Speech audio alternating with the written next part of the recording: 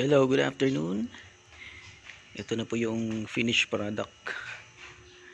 Na-install ko na siya, yung top box, yung mini top box. So ito siya. Oops.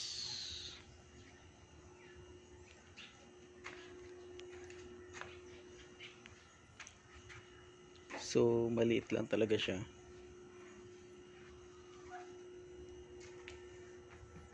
Yan, matibay po siya. Hindi siya magalaw.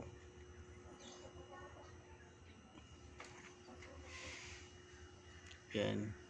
Ito, nalalak siya. So, anytime pwede man siyang tanggalin pag hindi ko kailangan. So, ganyan itsura niya.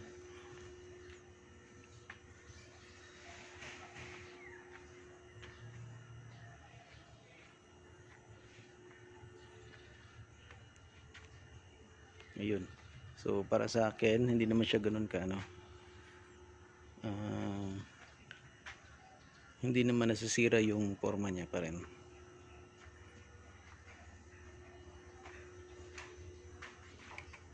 So, yun. Pag compare natin dito sa isa, malapad kasi ito eh. So, ito ay 25 liters. Actually, gusto ko nga yung flat. Yan. Eh, malaki motor kasi itong isa, kaya bagay lang din sa kanya to.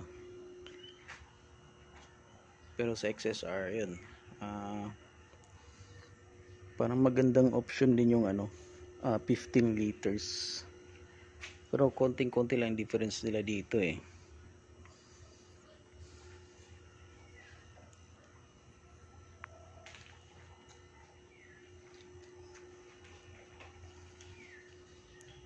Okay, yun lang.